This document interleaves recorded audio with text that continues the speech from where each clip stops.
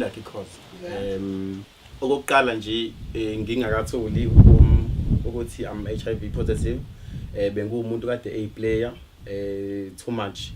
Bengumuntu obedila namantombazane kakhulu. So sengitholile ukuthi I'm HIV.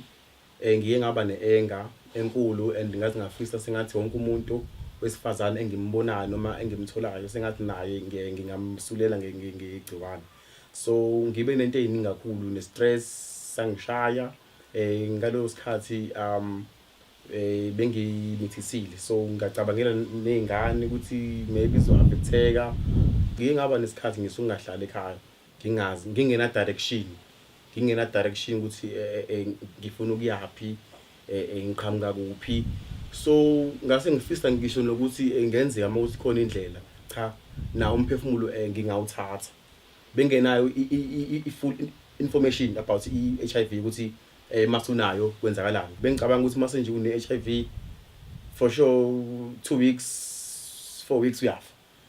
Ngokuthola ukuthi cha akunjalo. Nami ngazama ukushintsha ngaziqoqa ngayilo muntu enguyena ke kusuka manje. Angenaka umuntu